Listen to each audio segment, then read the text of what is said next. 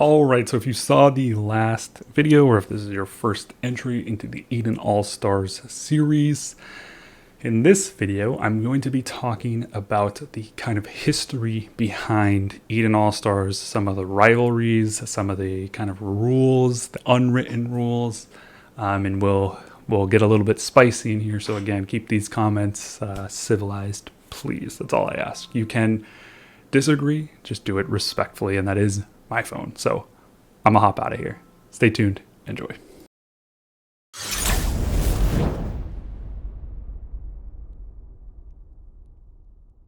All right, so like I said, with this Eden All-Stars series, it's very important to understand the history of Eden All-Stars. This is kind of the setting, the base, the background to everything involved in All-Stars.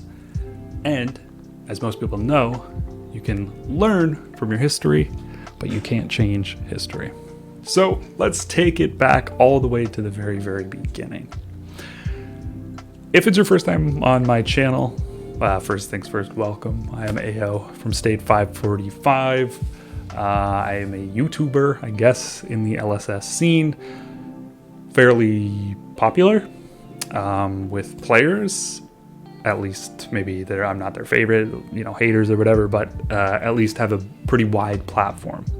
With this platform comes, some direct dev interaction. So I probably have the single most interaction with developers in the game, in theory, just due to the platform. Not that there's any in-game interaction, but they oftentimes ask me how does the community take to this? Are they enjoying this and stuff like that? So let's rewind about 9 months. I basically get asked this question. This is sort of the first time the developers have ever really interacted with me in any capacity, is outside of them wanting to take over our Discord, but that's a whole other story. But in any case, they basically ask me, what is the general consensus of players with Doomsday? And my answer is basically there were two problems with Doomsday, two major problems with Doomsday. And this is from the community. This isn't just my problems. This is from me interacting with millions and millions of, but over 1 million players in LSS. Or almost 1 million players in LSS, but who cares?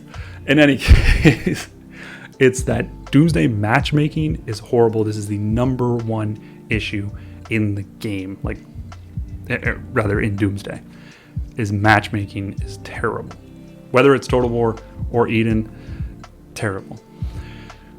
The problems with matchmaking is basically you get placed against completely unfair teams. So, a very weak alliance might get an Eden map with just absolute monster alliances. Right away, they're basically just going to say, okay, well, we don't win. And then that's kind of just how it is. Or you're in that big alliance and there's kind of nobody's really up at your level of spending, of power, of whatever it may be. And you basically just say, okay, well, I don't really have any opponents, so we're just going to win, and that's it. So matchmaking is kind of the #1 problem. The second biggest problem in terms of Doomsday and player engagement into Doomsday, meaning how much fun you're having, how active you are, how much time you're putting in. If you want to play another one, right? That's engagement. And Doomsday engagement, the second biggest problem for that is teaming. So teaming is essentially when supposed enemies or guilds that are supposed to be enemies basically join teams so that there's absolutely no chance of anybody else winning. So if the top 3, guilds all team up together, and that team is significantly stronger, they're basically going to win. And it really just cuts out the entire competitive side of the game and of Doomsday in general. So teaming as a whole really just kills the engagement. Now, it's advantageous to team, obviously. If you're the one winning off of this teaming, you get some rewards. You don't really have to fight. You don't have to really use your resources. You can kind of spend that Eden honor farming or working up or developing, so on and so forth. But it really just takes away the competitive edge from everybody else, and even that alliance who have teamed. Oftentimes people are kind of strong-armed into teaming, where it's basically like, well, team or die. So they team. So those are kind of the two big problems outlined by everybody. Everybody agrees, right? The entire community agrees. So I basically mentioned these two problems, right, to these devs many moons ago. The solution that they sort of came up with around this, and also, just an idea based on, bottom line dollar, to be honest, is to come up with Eden All-Stars, where basically you're pitting the strongest guilds together in one map, which helps to eliminate the matchmaking concerns, because all of the strongest guilds in theory are going to be in one map, and it basically evens out the rest of the playing field. And then number two, the other big problem here, teaming. So they make it very explicit from day one, months and months and months ago, that teaming will not be allowed, is not allowed, will completely ruin how All-Stars is played, or at least it's just not what they want out of Eden All-Stars. So teaming, they will somehow fix teaming or somehow prevent teaming in Eden All-Stars. Now, again, this was probably 9 months ago. Many months pass on. They ask me months and months later, let me know what kind of these big alliances think of everybody kind of fighting together. So I ask a bunch of the big players in the big alliances, is this something you guys are interested in? A lot of people are like, yeah, hell yeah, like finally, because most people don't fight in Edens. It's like a coin flip if you're going to fight or not. And generally you're not going to fight. So a lot of these alliances are like, yeah, that sounds great. Like, we'll fight, no teams, fight to the death, blah, blah, blah, blah, blah. So I respond to the devs, hey, people are interested. Let's make it work. Let's figure out some details. But I stress that it's very, very, very important that they get it right. And if they don't get it right, they're essentially alienating their cash cows. So if you're not aware, mobile games basically make 99% of their revenue from the top 1% of spenders in the game. That's just how it is. So obviously, if you alienate your top 1%, what are you doing, right? So I stress that it's very, very, very important to cater to this Eden All-Stars. It has to be done properly, otherwise there will be consequences. Not like they're going to jail or whatever, but just profit-wise consequences. Not that I care. I don't make any money from LSS. I've never made a single dollar from LSS. I think I've gotten 60 super tickets in my entire YouTube career of millions of views, millions of free ad for the game. So for anyone who's like, oh, he's a crony to the devs or anything, I get literally nothing from the developers. I just do it to help the game. I want to improve the game, so I interact with the devs. So now it's about a month before Eden All-Stars begins. The devs start messaging some of these bigger alliances, come join, let's make this thing happen. Are you guys interested in this? Blah, blah, blah. People agree, people disagree, or like they say, yeah, I'm interested, or yeah, I'm not. And then about 2 weeks before, kind of all these rules get into place. So you have to select your alliance that you're coming with.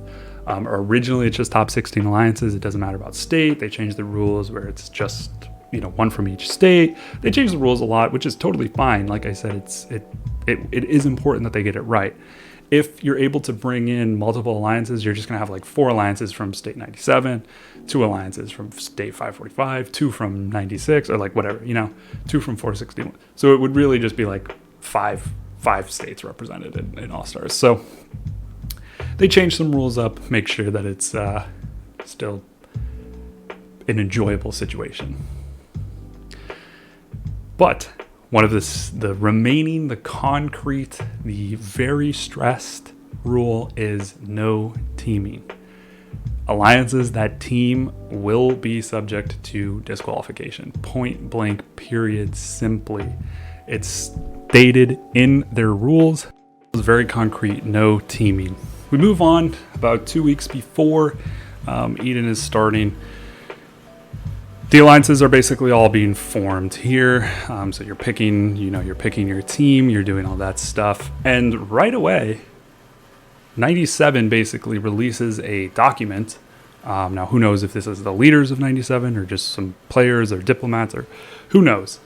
97 basically releases a ranking list saying, we're going to get rank 1, so-and-so is going to get rank 2, so-and-so 3, 4, 5, 6, 7.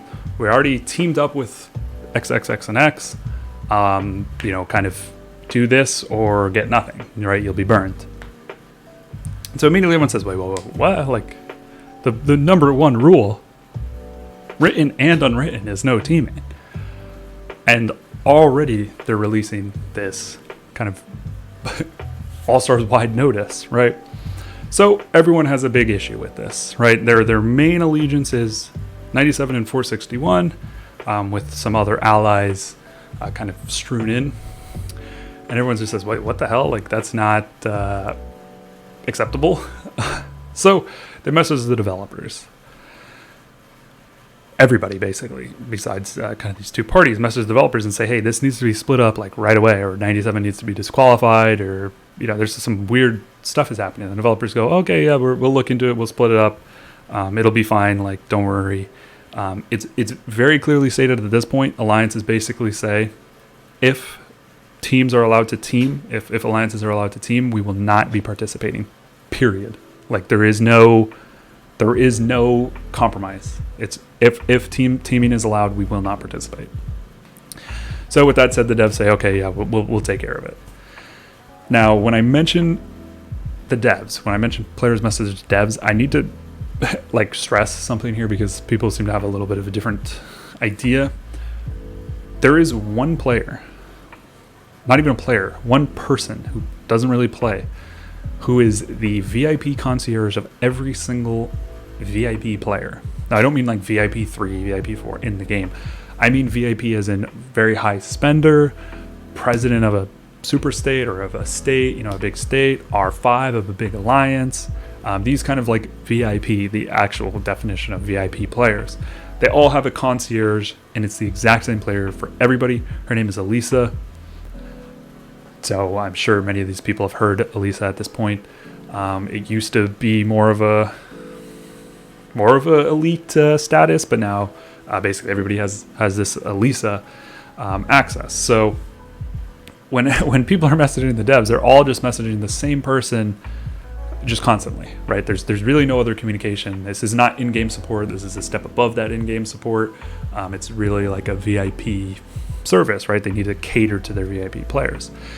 So they get this VIP concierge, whatever. It's not that they get advantages where they're like spawned in items or anything like that. They just have direct communication, like, oh, this is wrong, like, ways to improve the game, blah, blah, blah, blah, blah. But anyway, it's all just one player. She's very low on the ladder, unfortunately. Doesn't really have power to change anything. Doesn't seem to really have power to even like move it up the chain very quickly.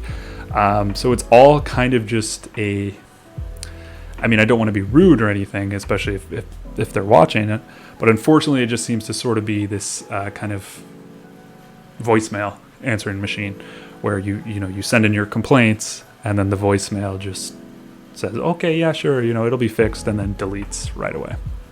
It's not entirely what happens, but I mean, if thousands of players are all messaging this one person and they don't really have power. So that's just some background on when I say message the devs. It's not like they're not really getting anything out of this. So in any case, everybody messages the devs. They reply, sure, we'll take care of it. So at this point, 461 basically says, hey, we're not going to play.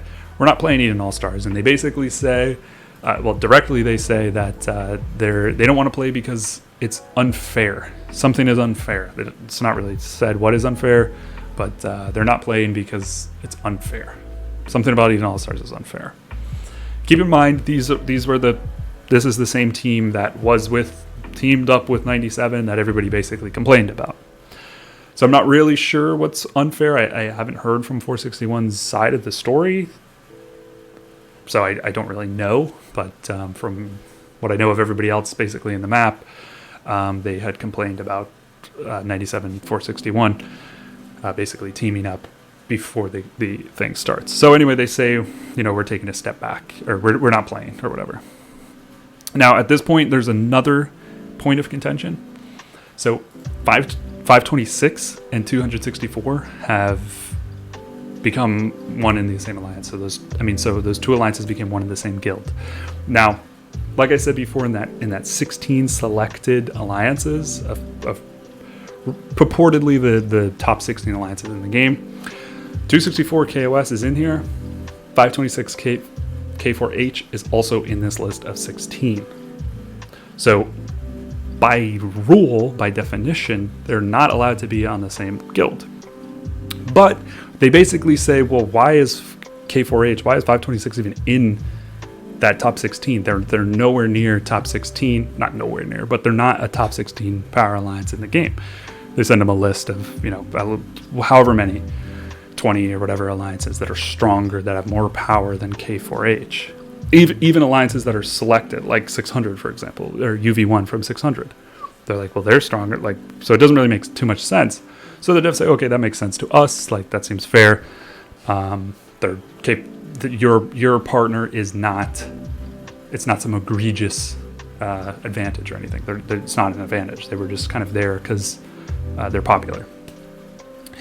So that also happens. Maybe that's what 461 is at this point is complaining about, or is stepping out from. Not really sure. Nobody else cares at all. 97 doesn't care. 545 doesn't care. Nobody else gives a crap about this because it's seemingly fair to everybody else, right? So anyway, 461 tries to back out. They are unable to back out because once you are registered in, you are in. So nothing they can do. So besides just not play at all, I guess, which they could have, but they didn't. So in any case, it leads us up to day 1 of Eden All-Stars. Now, I basically outlined the background, the history of All-Stars, culminating from an idea, from conception to birth. Here we are in day 1. There are some underlying dramatic tones in already. 97 and 461 have already tried to team. They've already sent out ranking lists to everybody. Basically, everybody knows. It's well documented, well screenshotted about 1 million times, sent to me by 500 people to say, hey, go tell the devs this is BS. Because like I said, I probably have the most dev interaction just the way it is based on the platform. So they get 500 messages from all these people, and I'm like, don't put this on me. So a lot of drama already under. 264 and 526 have some drama as well. Most people don't seem to care, but it sort of exists. And this isn't to mention any of the existing rivalries between a lot of these states. A lot of these states are the power states, right?